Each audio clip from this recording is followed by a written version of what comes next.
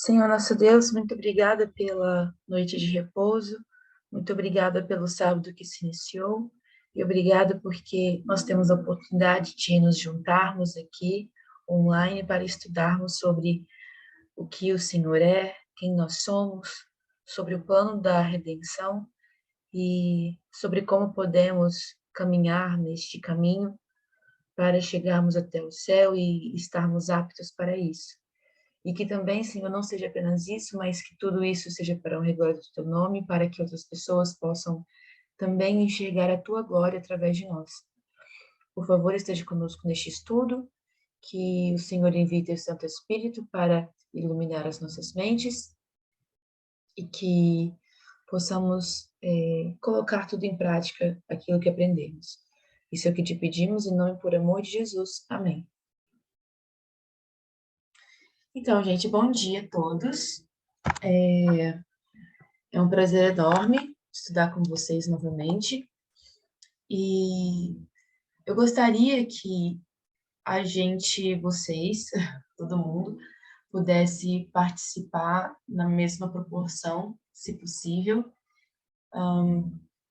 e a gente tivesse uma interação bem interessante. O estudo de hoje é uma revisão sobre a natureza humana, então não é uma coisa que é nova, então a gente só vai recapitular, mas eu gostaria que a gente fosse tomando notas disso, de cada texto que a gente vai ler, e também fazendo algumas anotações específicas que eu vou pedir para vocês, tá bom? Porque nesse estudo já teve forçação de barra do passado, entende? Para dizer que uma coisa era uma coisa, sendo que na verdade não era. E também Ellen White, não sei se a gente vai ler, ela, para falar da mesma coisa, ela usa vários tipos de sinônimos e também ela acaba ressignificando algumas palavras. Então, é muito importante que a gente, nos textos que a gente for ler, que a gente entenda o que Ellen White quer dizer dentro do que ela deu o significado da palavra, ok? Eu vou compartilhar minha tela com vocês. Infelizmente, eu não tenho um iPad com uma caneta maravilhosa para servir de quadro branco. Eu também não tenho um quadro branco aqui na minha casa. Vocês sabem que eu me mudei, hoje eu estou morando aqui em São Paulo. Então, eu ainda não tenho iPad e tenho um quadro branco. Mas, é por isso que a gente vai usar o PowerPoint e vai ser basicamente tudo texto, ok? Mas eu espero que esse estudo seja proveitoso para todo mundo. Quem tiver o desejo de falar, pode abrir o microfone, tá bom? Então, tá. Eu vou começar a compartilhar a minha tela com vocês. Como eu falei, o tema da apresentação vai ser a natureza humana e é uma revisão sobre a natureza humana. Então, vamos lá. A gente estudou pela primeira vez sobre isso em 2017. O Parmelia começou a falar sobre isso em 2017, sobre a parte 1 dele, falando sobre como que a natureza do homem funcionava, de que isso estava ligado à parte do homem interior. E depois, não nesse ano especificamente, mas já em 2020 ou 2021, ele começou a falar brevemente sobre a natureza do homem, a parte 2, que estava linkado mais à parte externa mesmo, ok? Eu não sei quantos de vocês lembram, eu gostei da participação de vocês, porque eu sei que isso é uma coisa que a gente já estudou várias vezes. Qual é o poder que governa a natureza humana do homem interior? Uma pergunta. À vontade?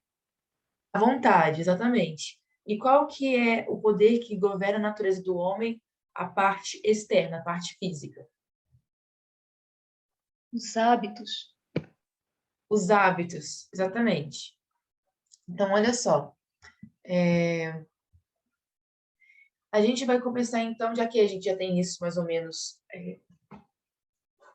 bem claro, acho que para todo mundo, a gente vai, então, começar agora a repassar sobre cada um dos textos que a gente estudou, ok? Então, primeiro texto que a gente vai ler é da Review Herald, de 10 de janeiro, falando sobre a natureza do homem ser tríplice. Alguém poderia ler, por favor, essa citação? Nenhuma obra jamais realizada pelo homem requer maior cuidado do que o devido treinamento e educação de jovens e crianças. Não há influências tão potentes quanto as que nos cercam em nossos primeiros anos. Diz o sábio: educa a criança no caminho em que deve andar, e, até quando envelhecer, não se desviará dele. A natureza do homem é tríplice, e o treinamento ordenado por Salomão compreende o correto desenvolvimento das faculdades físicas, intelectuais e morais. Para realizar esse trabalho corretamente, pais e professores devem entender o caminho que a criança deve seguir. Isso abrange mais do que um conhecimento de livros ou o aprendizado das escolas. Compreende a prática da temperança, bondade fraternal e piedade. O cumprimento de nosso dever para conosco mesmos, para com nossos próximos e para com Deus. Isso, muito obrigada. Então, a gente vai seguir para o próximo texto, mas antes disso, eu gostaria de perguntar para vocês o seguinte: quando a gente fala sobre o desenvolvimento das faculdades físicas, intelectuais e morais, vocês lembram como que a gente separava essa parte? O que a gente falava que era a parte física? Natureza inferior. Não, olha só, tem a faculdade física, a intelectual e a moral. Eram 3, certo? Eu coloquei minha câmera aqui do lado, gente, só para vocês entenderem que eu vou fazer gesticular com as mãos. Eu queria que vocês olhassem também. Lembra que a gente fazia 3 colunas sobre o que cada... Porque assim, a gente falou que a natureza do homem é tríplice, certo? Então, o que a gente colocava? Se a natureza do homem é tríplice, vamos ver nos outros textos quais são as palavras que Ellen White atribui para cada uma dessa natureza que é tríplice: a parte física, a parte intelectual e a parte moral. Vocês lembram disso? Então, olha só, vamos lá. Na parte física, intelectual e moral, a gente escrevia várias coisas embaixo dela, mas a gente não escrevia muito na parte física. Na verdade, a gente escrevia isso na parte física. Mas qual era a principal coisa que a gente escrevia, a principal palavra que a gente escrevia? A carne, exatamente. Ou qual era a outra coisa que a gente colocava que era ali na faculdade física? Coração. Coração, exatamente. A gente falava que a faculdade física era o coração, sendo que Ellen White nunca falou isso, ok? Na verdade, a gente pega essa questão da parte física e a gente atribui, por a gente ver que a parte intelectual e a parte moral, elas correspondem a uma parte que estão ligadas ao nosso intelecto mesmo, à nossa mente, a gente acabou supondo que a faculdade física era uma dessas coisas também. Só que a gente colocava a parte física, que realmente está falando sobre nosso corpo, como sendo o coração. Ok? Então, esse seria aí das correções que a gente passou a fazer quando a gente voltou a revisar sobre o tema sobre a natureza do homem.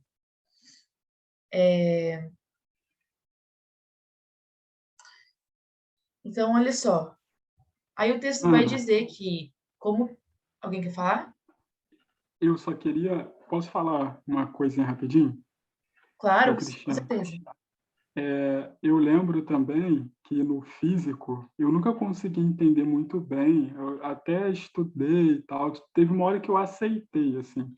Mas eu lembro que o pessoal falava que o físico também era emoções. Eu lembro muito que diziam emoções. E eu, na minha cabeça, quando eu lia os textos de Ellen White, eu simplesmente achava que ela estava falando do corpo, do cuidado com a saúde, alimentação, né? E aí falavam emoções. E teve uma hora que eu aceitei por convenção, assim, então tá bom, então é isso. Mas nunca consegui entender muito bem.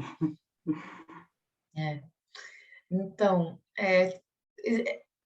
existiam vários motivos, eu acho, que para colocar isso dentro, né? Porque quando a Ellen White, os textos que a gente vai ler aqui,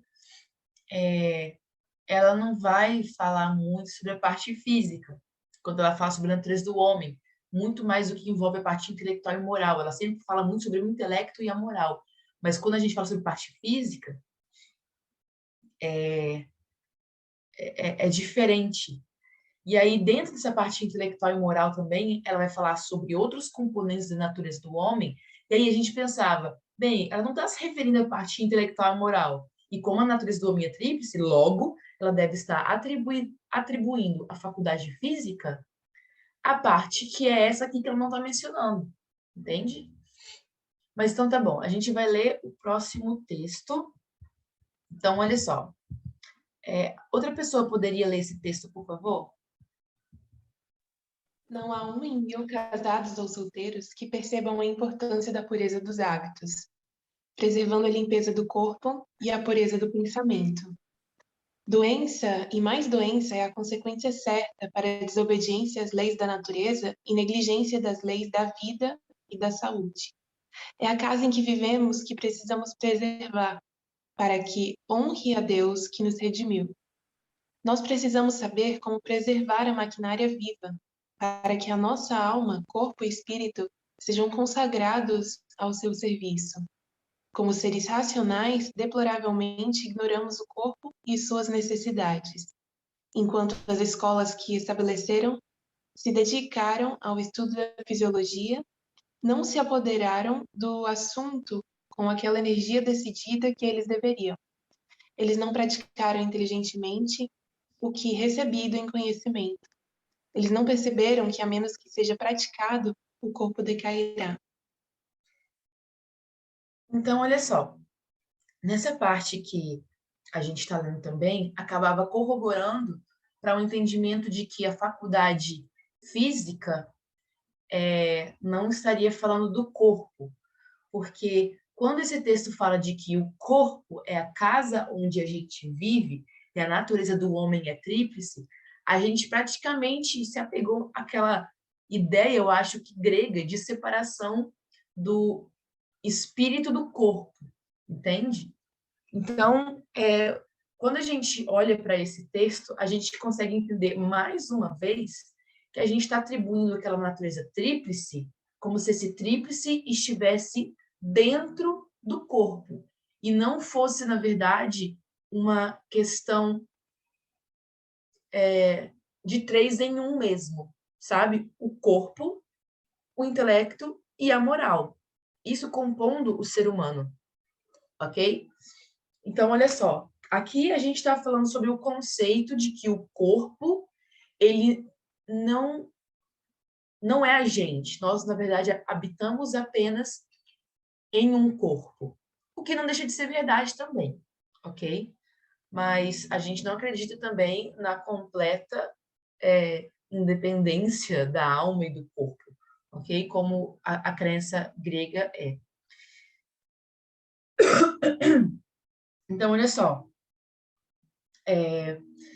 Com esse texto,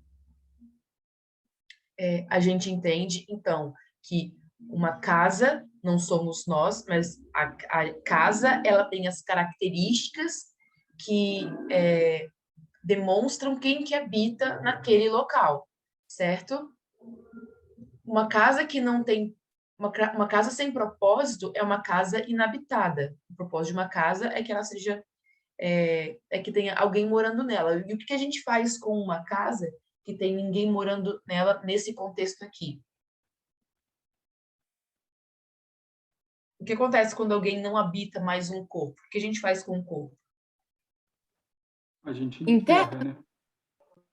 Ou queima. Exatamente. Então, uma casa que não é habitada ela é uma casa sem propósito. Então, olha só. A gente vai agora falar sobre as outras partes que compõem a natureza do homem. Alguém poderia ler esse texto, por favor? As mais baixas paixões têm sua sede no corpo, por seu intermédio operam. As palavras carne ou carnal, ou ainda concupiscência da carne, envolvem a natureza inferior, corrupta. A carne por si mesma não pode agir contrariamente à vontade de Deus. É-nos ordenado crucificar a carne com suas afeições e concupiscências. Como o faremos? Devemos infligir sofrimento ao corpo? Não, mas dar morte à tentação do pecado. Os pensamentos corruptos devem ser expulsos. Todo pensamento deve ser levado cativo a Jesus Cristo. Toda propensão animal deve ser sujeita às faculdades mais altas da alma. O amor de Deus deve reinar supremo. Cristo deve ocupar um trono não dividido. Nosso corpo deve ser considerado como havendo sido comprado. Os membros do corpo devem tornar-se instrumentos de justiça. Ok. Então, olha só. Nesse texto aqui, Ellen White não está falando o que essas baixas paixões, onde que elas se encaixam, se são na parte intelectual, moral ou física, certo? O que ela vai... Mas qual que é outros termos que a gente usa, na verdade, para falar do intelecto, da moral, sobre falar da natureza do homem? É sobre essa parte aqui, certo? Que são faculdades mais altas da alma. Então, olha só. Tudo que eu coloquei aqui no título são sinônimos, vocês concordam? Sim, não? Sim. Ok. Ela vai usar todas essas palavras para colocar tudo numa mesma categoria. E onde que a gente consegue enxergar esse contraponto? Contraponto que eu digo assim, né? Onde que a gente vê o contraponto, tipo, o que não são baixas paixões, carne, carnal, concupiscência da carne e propensão animal aqui no texto? Contrapõe as faculdades mais altas da alma. Isso, exatamente. Porque, olha só, quando vai falar que toda propensão animal ela deve ser sujeita às faculdades mais altas da alma, logo, o que você vai dizer que propensão animal, carne, carnal, concupiscência da carne e baixas paixões são? São mais baixas? Exatamente. Muito obrigada, prima.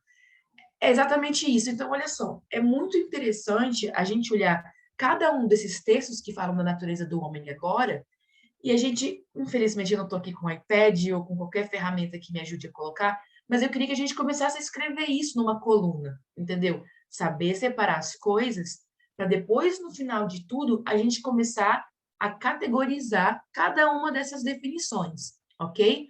Ellen White coloca dentro essas palavras aqui no título dentro de um bolo só. E eu queria que a gente mentalizasse isso, a gente fizesse esse mapa mental, ok? Então, olha só, dentro desse mapa mental, a gente acabou de fazer um círculo, ok? E a gente colocou dentro desse círculo essas palavras: baixas paixões, carne, carnal, concupiscência da carne e propensão animal, e colocou o título em cima delas de quê? Faculdades mais inferiores da alma, ok? Para criar esse contraponto com faculdades mais altas da alma. Vocês conseguiram mentalizar isso? Sim. Ok, então vamos seguir. Ah, tá. E só para a gente relembrar, a gente então tá bem fixo aqui na nossa mente de que o corpo, quando a gente está falando sobre as baixas paixões, as faculdades inferiores, o corpo não é o problema, certo? Porque não é sobre ele que a gente tem que trabalhar. A gente tem que trabalhar sobre os nossos pensamentos que são corruptos, assim como na nossa natureza inferior, que também é uma outra palavra que usa em contraponto para falar sobre as faculdades mais altas da alma, ok? Porque olha só, se existe uma natureza Perdão, gente. Se existe uma natureza inferior que está corrupta, e existem esses pensamentos que são corruptos, existe também uma natureza inferior que não é corrupta, e existe também os pensamentos que não são corruptos. Porque se existe pensamento corrupto que deve ser expulso, existe pensamento não corrupto que pode ficar dentro da nossa mente. É isso que a gente tem que lembrar, ok? Então, para o próximo texto. Então, os componentes do ser humano. Alguém poderia ler, por favor? Novamente vos advirto, como alguém que deve deparar com essas linhas naquele dia em que o caso de todos será decidido. Entregai-vos a Cristo sem demora. Só Ele, pelo poder de sua graça, vos poderá redimir da ruína. Apenas Ele poderá levar vossas faculdades morais e mentais a um estado saudável. Vosso coração pode estar aquecido com o amor de Deus. O entendimento claro e maduro, a consciência iluminada, viva e pura, a vontade reta e santificada, sujeita ao domínio do Espírito de Deus. Podeis fazer o que escolherdes, se vos volverdes justamente agora, se cessares de fazer o mal e aprenderdes a fazer o bem, então sereis verdadeiramente felizes. Tereis êxito nas batalhas da vida e vos levantareis para a glória e honra na vida melhor que esta. Escolhei hoje a quem servais. Então, olha só, nesse texto a gente está falando sobre algumas coisas do ser humano, sobre qual que é a nossa composição. Então, olha só, a gente tem as nossas faculdades morais e mentais, aí fala que a gente tem que levar a um estado saudável dessas faculdades morais e mentais. Tem o nosso coração, que deve estar aquecido com o amor de Deus. Aí vai falar sobre um entendimento claro e maduro. A consciência deve estar iluminada, viva e pura. A vontade reta e santificada, ok? Então, tem esses cinco componentes aqui que a gente está enxergando nessa parte aqui. Então, olha, faculdade moral e mental, coração, entendimento claro, consciência e vontade.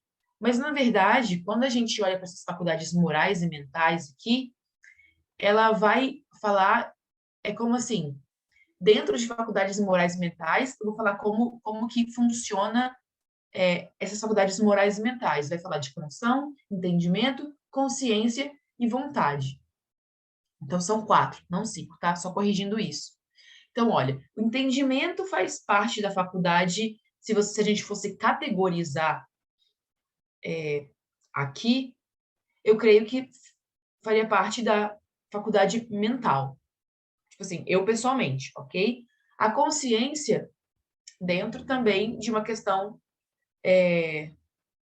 mental, eu não sei direito ainda. Aí eu quero a ajuda de vocês para isso. E a vontade estaria dentro do quê?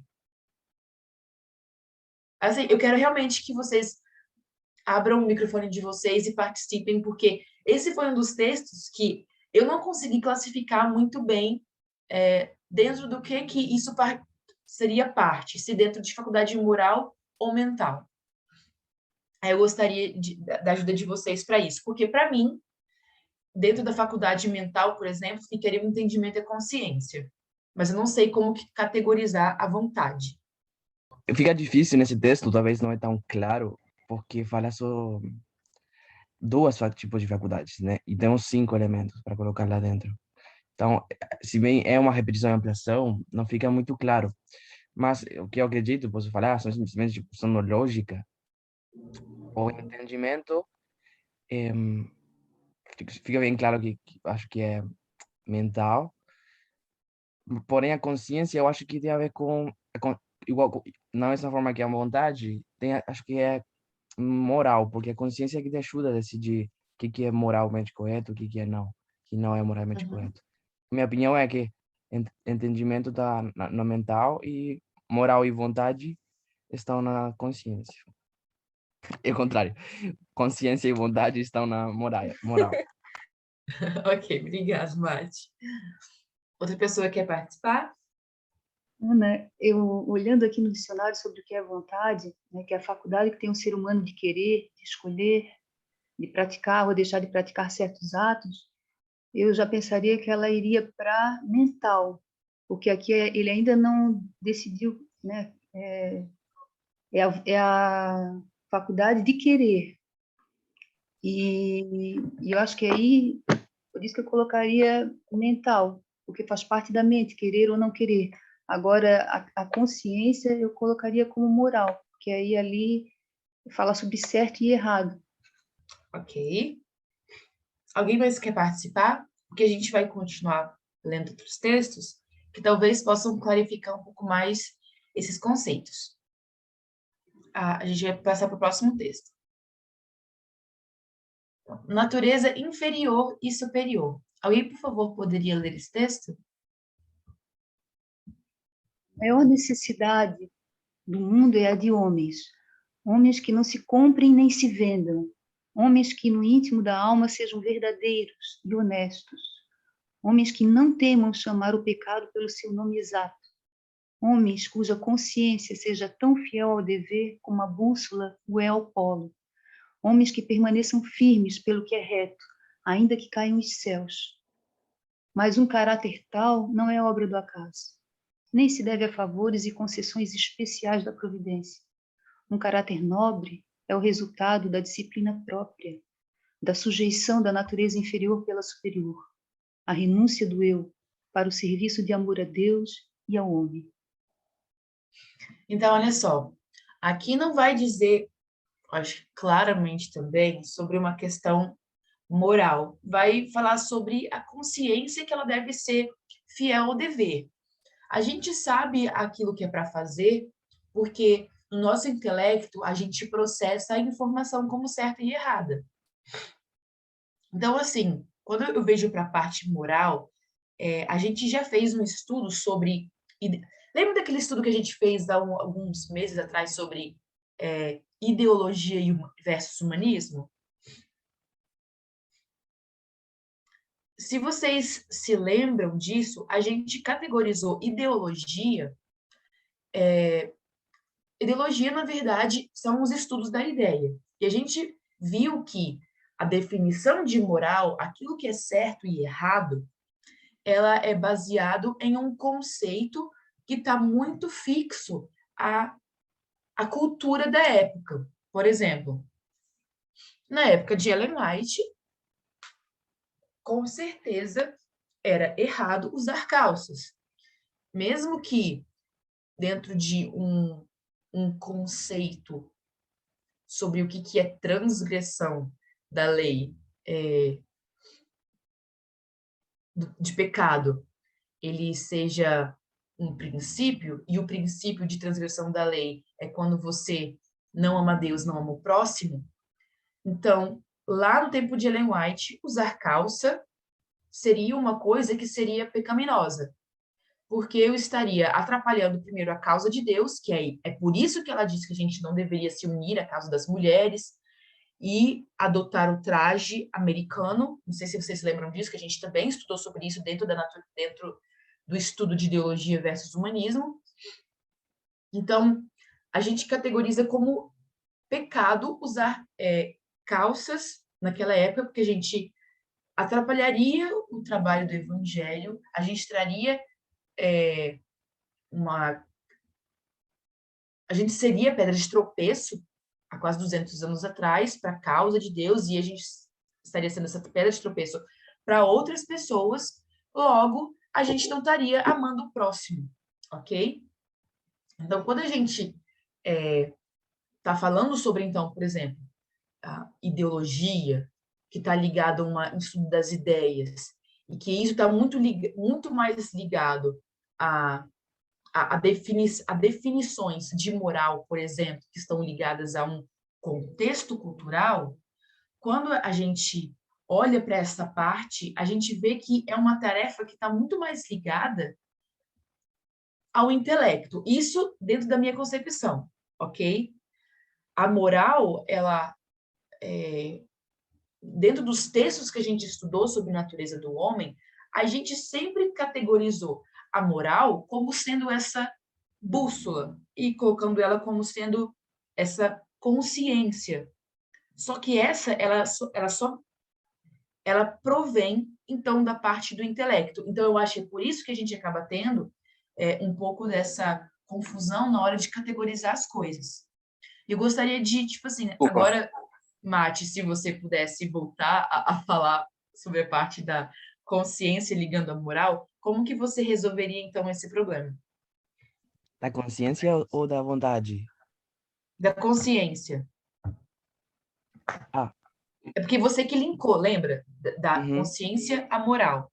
Como que a gente sim. vai fazer isso, então? Entende? Porque, assim, no estudo de ideologia e humanismo, que foi um estudo proveniente do que o Parminda tinha, do que o Parminda tinha falado em outro estudo, a moral, ela provém de uma ideologia. E a ideologia provém do intelecto.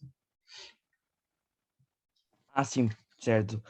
É, eu sei, na verdade, todas as naturezas estão conectadas, né? Uma com a outra, depende da outra. Porque o que eu entendo é que a moral, a natureza moral, quer dizer, a consciência, o que ela faz é pegar a informação que tem na mente, na parte mental, e julga o que é certo e o que é errado, né? Julga disso, o que é certo para agir, o que não é para agir. Você deu um exemplo muito bom. Dependendo da época que você está, a consciência vai julgar uma coisa, vai julgar uma outra coisa. Se você estivesse no tempo de White, a sua consciência vai dizer causa errado. Em nosso tempo já, a consciência tem que dizer causa é certo. Isso se deve à informação que tem. Então, acho que é simplesmente isso. Tipo, a mente é informação fria e a consciência já passa a julgar essa informação. Isso como eu entendo, pelo menos. Ok, obrigada, Mati. Seu Pedro, pode falar. E eu queria só fazer aqui, eu penso que há aqui um reparo que eu acho que é importante fazer. Ora, nós estamos a falar da natureza do homem, portanto, e ela divide-se, como a Paula falou, o intelectual, o moral e a física. Mas eu acho que aqui a física, nós temos que a dividir em duas partes, a parte 1 e a parte 2. Nós falamos do corpo. O corpo é a casa onde o resto tem que habitar. Mas esse mesmo corpo, que é o que eu chamo o physical 2, ele tem necessidades, portanto, e eu passo a pôr essas necessidades como o físico 1 e os hábitos, o físico 2. E o físico 1 pode controlar o físico 2, porque nós temos que, mesmo numa própria casa, nós temos que fazer a manutenção a essa casa. Se ela não for feita, essa casa vai acabar realmente por cair ou morrer, ou como a gente quiser entender. Portanto, na moral, nós temos a consciência, que é o que nos diz que está bem ou mal. Temos o will, que é a vontade, que é o que governa, ou o poder de governar. E depois temos o physical 1, que é o físico 1, que é as paixões baixas e as paixões altas. E temos o intelectual, que é o processo de informação. Ora, eu quando divido o físico 1 no físico 2, eu vou pôr no physical 1 os desejos, eu não sei dizer em português, a last, o apetite e as emoções. E no physical 2 eu vou pôr o que o corpo precisa para que o resto possa habitar nele. O que é que uma casa precisa para que é que se possa habitar nela. Portanto, nós temos que sustentar o corpo com o que o corpo precisa. Obrigada, seu Pedro. Eu concordo muito sobre isso, muito mesmo, porque não dá para ignorar que a fome, descanso, existem coisas que acontecem no nosso corpo por causa de reações químicas no nosso corpo que a gente precisa, por exemplo, suprir. Nós temos hormônios também e várias outras coisas que acaba, na verdade, alterando, que na verdade a gente poderia dizer que tem completa ligação com essa parte também que precisa ser gerida em nós. A gente vai ler um texto mais para frente que vai falar sobre isso, ok? Mas olha só, nessa parte aqui da consciência, existe também a parte da consciência pertencendo tanto à natureza inferior ou à natureza superior.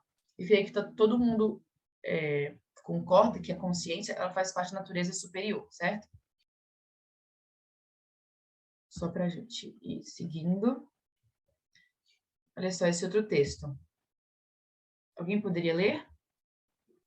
Alguns Alguns reconhecerão o mal de condescendências pecaminosas.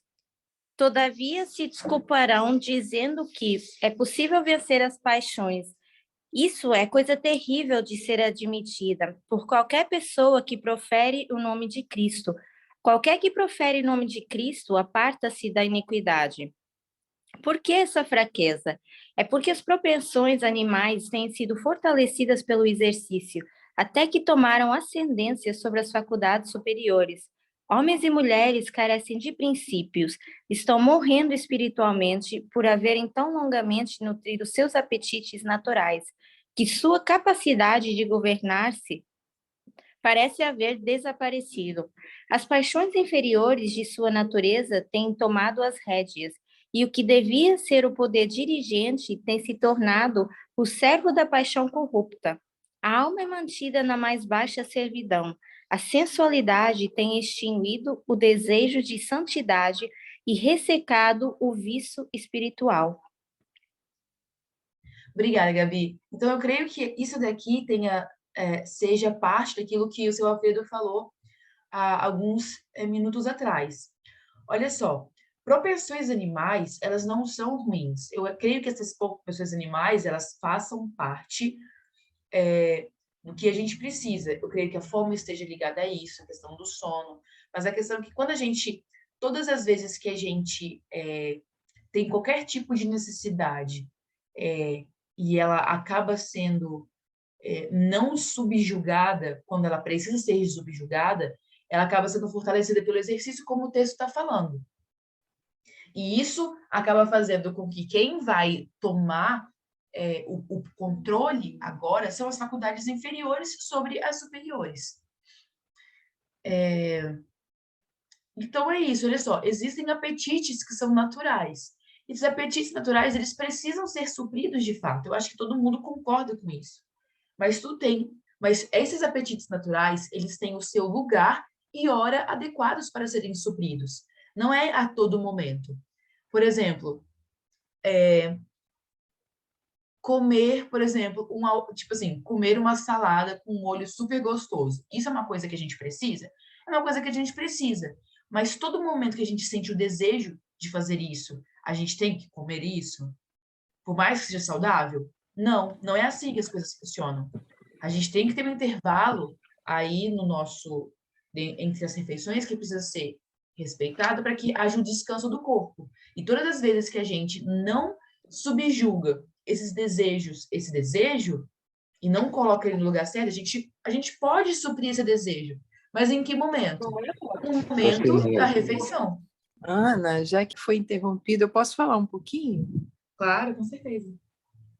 Quando você falou que as propensões animais, né, elas são fortalecidas pelo exercício, e aí elas tomam a ascendência, né? É porque, então, se a gente não lutar contra isso, a gente vai praticando, e aí vai virar um hábito, é mais ou menos isso? E aí se sobrepõe, e a gente já não tem mais força suficiente, a não ser que a gente use de muita força para a gente começar um exercício contrário para sobrepor novamente essas propensões. Sim. Eu creio que, a gente pode usar a ilustração da academia. Vamos colocar assim, a parábola da academia. Você tem a capacidade de chegar lá e pegar, por exemplo, levantar 150 quilos na sua perna, você fazer um levantamento de peso aí com suas pernas, uma posição deitada de 150 quilos. Se você fizer isso uma vez, você consegue, ok? Mas para que você faça isso sempre, você não consegue fazer isso todos os dias. Você vai acabar cedendo e você vai acabar prejudicando alguma coisa sua. Aqui, se a gente for ver, para as propensões animais, elas são fortalecidas pelo exercício. O exercício é uma coisa que você vai fazer todo dia aquilo se torna um hábito. Para que a sua, perdão, para que sua faculdade superior ela esteja sobre a faculdade inferior, isso tem que acontecer também através do exercício. Então, em um dia, depois que você, por sempre exercer,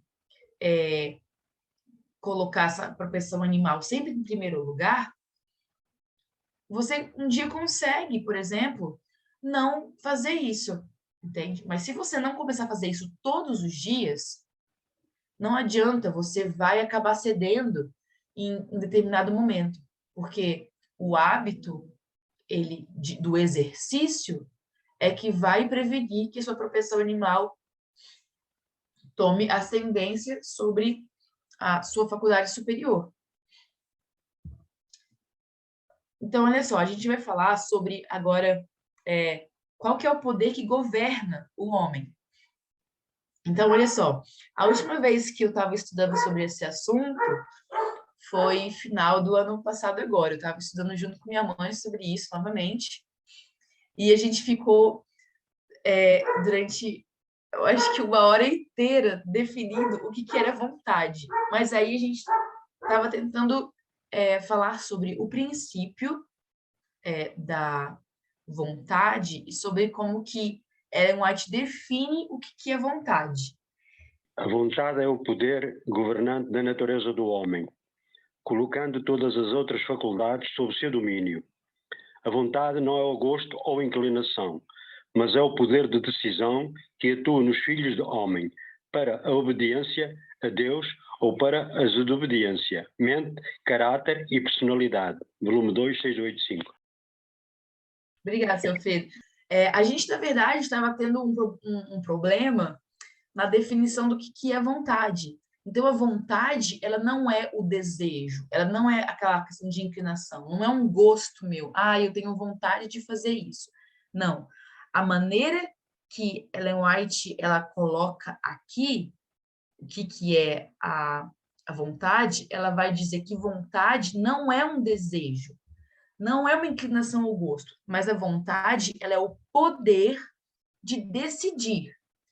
Por mais que a gente hoje fale que a vontade, num contexto nosso, a gente fala assim, nossa, estou com vontade de comer aquilo. A maneira como que Ellen White ela coloca aqui que a vontade ela é sobre esse poder que você tem de decidir. Eu quero agora usar esse relógio, então eu vou colocar esse relógio aqui no meu pulso. É isso que ela está falando. A vontade é isso, é a sua decisão de fazer uma escolha, ok? Pode falar, Pedro. Poderia acrescentar no assunto do poder da vontade, sabe? Pegando aquela linha que tu ressaltou na anterior, que era toma as rédeas. Em algum momento, eu acredito, não lembro, mas a gente passou um pouquinho de tempo falando sobre, porque ela está usando uma ilustração e uma parábola. E, pelo menos da forma que eu lembro, era as rédeas é aquilo que divide ao homem do cavalo. O cavalo está na frente, ele é levado pelas... Enfim, ele é que tem forças de... ele não está pensando, entendeu? Ele cumpre uma função, mas tem uma pessoa que está por trás das rédeas que ele sabe para onde quer ir e decide. Então, quando ela diz as propensões animais, é engraçado que ela usa rédeas, porque é como se outro cavalo, ou esse cavalo que, na verdade, quem está na frente, ele é dirigido, é como se ele se sentasse no lugar da pessoa que está em cima e ele ficasse embaixo. Então, fica uma bagunça. Então, eu entendo a vontade como sendo... Não define muito, mas pelo menos ajuda a entender. Não, quem está sentado em cima é uma pessoa que sabe para onde tem que ir, o que tem que fazer, o que deveres precisa cumprir, e o cavalo tem só que obedecer, mesmo que o cavalo seja preciso. Se o cavalo ficar em cima, já era. Exatamente. Muito obrigada, Pedro. Isso elucida muito as coisas. a gente deveria ter, eu acho que, ter gastado um pouquinho mais de tempo no texto anterior. Porque se a gente realmente analisa a parábola que Ellen White está usando ali, a rédea, é como se o cavaleiro que está guiando ali o cavalo, ele falasse bem assim, quer saber? Deixa o cavalo ele tomar as decisões agora do que ele quer fazer, entende? Deixa ele escolher qual é o caminho. Eu vou largar as rédeas. É como se ele tivesse feito isso, sabe? Muito obrigada, Pedro. Então, isso ficou claro para todo mundo? Sobre como que funciona essa questão da vontade? Ana, essa vontade, eu acho que fica forte quando se fala que é o poder governante da natureza do homem, porque, assim, são poucas as coisas nesse mundo que nós conseguimos controlar, mas tem coisas que nós conseguimos controlar. Tem, eu acho que, duas coisas, que é o nosso foco e o que a gente faz. E aí entra, né? O que a gente faz tem a ver com o nosso poder de escolha. Então, quando consegues controlar, ele se torna realmente algo que tu consegue controlar, é um grande poder. Sim, exatamente. Eu acho que realmente é essa questão de se ter o controle, sabe? Isso é um poder muito grande. A gente, às vezes, não para pensar em como que isso é tão poderoso, sabe? As pessoas, eu fico em um círculo de pessoas, atualmente, onde, no meu trabalho, onde eles falam, eu faço tudo que eu quero, eu tenho essa liberdade e tal. Eu paro, assim, para pensar no que essas pessoas falam, aí, na minha cabeça, isso é formatado de um jeito completamente diferente. Eu falo, gente, essas pessoas não têm consciência o quão escravas delas mesmas elas são, porque, gente, que destino horrível é esse, de você ser escravo de você o tempo todo, é aquela pessoa. Só que elas, por exemplo, eu tenho certeza que meu chefe jamais vai assistir essa apresentação, então eu vou falar dele aqui. Ele não bebe água durante o dia inteiro, ele só bebe Coca-Cola o dia inteiro. E eu fico falando com ele bem assim, aí eu falo, eu falo assim, ô chefe, então, você devia parar de beber Coca, né? Tem um momento que seu rim vai parar de funcionar e eu não vou doar o meu pra você, não. Eu fico assim, brincando com ele, mas gente que fala, ai, cara, eu não consigo, é que eu gosto muito de Coca, eu quero beber Coca. Gente, ele acorda, a primeira coisa que ele toma de manhã é Coca-Cola. Eu olho para aquilo, eu não consigo entender isso, sabe? Mas, e quando ele fala isso, eu percebo, gente, ele tá jogando a vida dele fora, porque ele não consegue controlar isso, mas ele fala com o maior orgulho, não, eu faço tudo o que eu quero, porque eu sou livre para fazer. Você que tem que ficar com essas regras todas aí.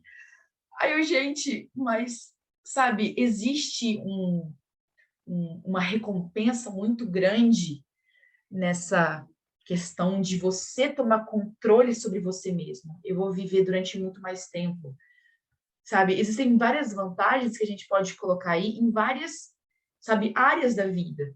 E eu acho que às vezes a gente acaba participando de um contexto onde que isso acaba sendo muito dúbio, sabe? Sobre o que realmente é liberdade. Aqui, o Marcos colocou vontade igual ao condutor, ao dirigente, aquele que é o controlador. Querer tem mais a ver com escolher, a Carla falou. Então, tá bom. Vamos continuar, então. Então, olha só. Existe um trabalho de cooperação. Alguém poderia ler, por favor, esse texto? Deus chama todos os que quiserem vir e beber livremente das águas da vida. O poder de Deus é aquele elemento de eficiência na grande obra de obter a vitória sobre o mundo, sobre a carne e o diabo. É de acordo com o plano divino que sigamos cada raio de luz dada por Deus. O homem pode realizar nada sem Deus. E Deus dispõe seus planos de modo a não realizar nada na restauração da raça humana sem a cooperação do humano com o divino. A parte requerida do homem é incomensuravelmente pequena, mas no plano de Deus é apenas essa parte que é necessária para tornar o trabalho um sucesso. Manuscritos Relíquias, volume 10, 306. Muito obrigada, Marcos. Então, está bem claro esse texto, certo? Eu acho que aqui ela está mencionando a vontade, e mesmo que é essa questão de escolher o que a gente deve fazer, mas ela coloca isso como sendo uma coisa muito pequena. E realmente é isso, é só você escolher aquilo que é certo e fazer. É só isso. E isso é uma coisa que é muito pequena, mas que depende, mas que é algo que é de extrema importância na hora da gente trabalhar em cima da nossa redenção. Existe essa cooperação do humano com o divino. O trabalho mais difícil é com Deus? Sim, é com Deus. É o trabalho que é o milagre, na verdade, que é uma coisa que a gente não consegue fazer. Mas a parte humana, ela é essencial para que a divina ela funcione. Então, o que a gente pode controlar? Alguém poderia ler esse texto? Você não pode controlar seus impulsos, suas emoções como deseja, mas pode controlar a vontade e pode fazer uma mudança completa em sua vida.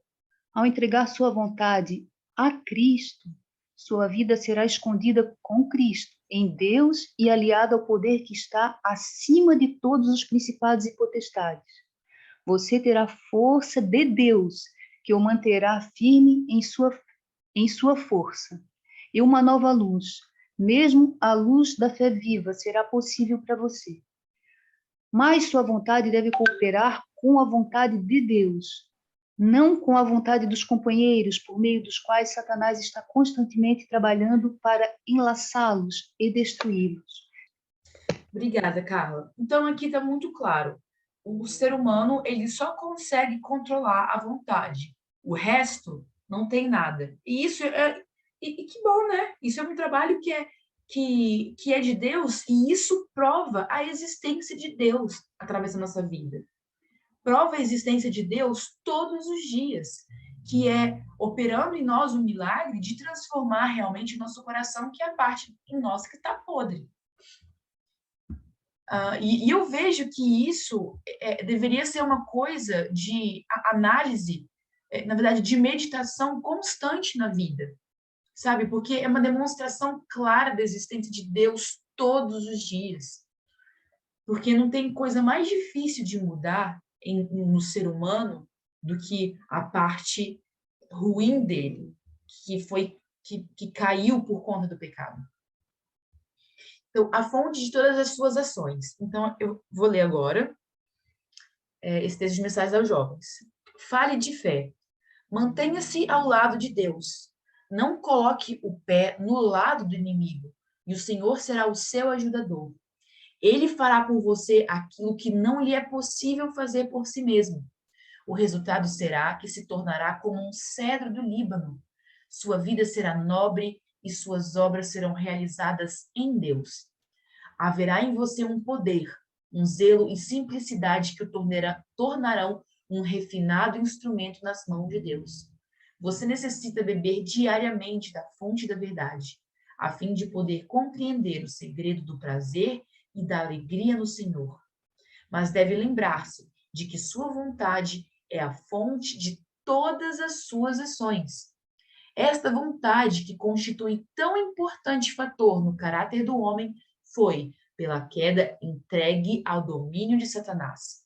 E desde então ele tem estado operando no homem o querer e o realizar segundo a sua vontade, mas para inteira ruína e miséria humanas. Então, veja, novamente, a vontade é algo que está sob o nosso controle. ou a gente escolhe tomar as nossas decisões tendo como referência Satanás ou tendo por referência a Deus. Ana, Pode falar, Carla. Aqui também mostra, né? Podemos comparar e contrastar, né? Que ele falou, desde então ele tem operado no homem o querer e o realizar. E na frase do início fala que é esta vontade. Então a gente pode colocar como é isso, né? O querer e o realizar. Exatamente. E eu estava essa semana fazendo um curso com um neurocientista e ele estava falando sobre a nossa vontade. Em outras palavras, ele quis dizer que a nossa vontade é podre. Ele disse que assim, pela nossa natureza, o ser humano quer poupar energia, né? Lembra do piloto automático? Então, é natural a gente querer pela lei do menor esforço, entende? E aí complica muito, e é muito interessante que está arraigado nas nossas células, entende? Então, é por isso que tipo, é uma luta que vai ser até o final. Não é uma vez, né, santos só, né? É também uma progressão, e que precisa de ser essa luta até o final. Porque o maior e a melhor das pessoas que a gente pode conhecer, ela também é falível, entende? Assim como eu, sou sujeita, no caso, né, a falhas. Eu penso que esse é o segredo, sabe, para você não cair. É você reconhecer isso, reconhecer a sua vulnerabilidade, a minha vulnerabilidade, e entender melhor sobre o que significa essas coisas que acontecem dentro da gente, especialmente sobre essa vontade, como disse esse homem, né, que é uma vontade... Em outras palavras, ele disse, se a gente depender da nossa vontade para viver, a gente não faz mais nada.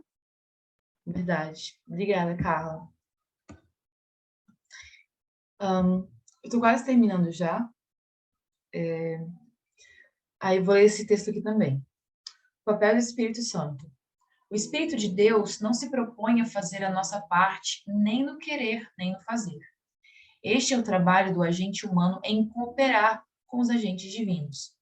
Assim que inclinarmos nossa vontade de harmonizar com a vontade de Deus, a graça de Cristo deve cooperar com o agente humano, mas não será o substituto para fazer nosso trabalho independente de nossa resolução e ação decidida. Portanto, não é a abundância de luz e evidências empilhadas sobre evidências que converterão a alma. É apenas o humano agente aceitando a luz, despertando as energias da vontade, realizando e reconhecendo o que ele conhece, é justiça e verdade, e assim cooperando com os ministérios celestiais designados para Deus na salvação da alma. Eu não coloquei o texto aqui do Caminho a Cristo, página 47, que vai falar sobre o texto que vai dizer que, sobre a vontade também, vai dizer que é aquele texto onde vai falar que a gente deseja se entregar a Deus, mas nós somos pautos de poder, porque somos escravos da dúvida, exatamente por conta das nossas promessas e resoluções que foram feitas, mas que a gente não cumpriu. E aí ela vai dizer que tudo depende, essas resoluções e promessas dependem da reta ação da vontade, que é o poder dirigente do homem, que é esse poder de decidir, que é o poder de escolha. E vai falar que é o seguinte, que quando a gente decide colocar nossa vontade ao lado da vontade de Deus, é quando Deus vai operar o querer e o efetuar. Então, aqui o Espírito Santo, ele não vai mudar o nosso querer e o nosso efetuar, a não ser que a gente coloque o nosso poder de decisão e escolha ao lado de Deus. Porque nesse momento, no momento do coração que não está convertido a Deus, a nossa vontade ela está colocada do lado da vontade de Satanás. Carla, você levantou a mão para falar? Você gostaria de dizer alguma coisa? Ana, é que eu acabei não falando o principal, e você falou agora, graças a Deus. Ah, tá. É isso, é unir aquilo que eu falei com a vontade de Deus. Uhum. Então tá, obrigada.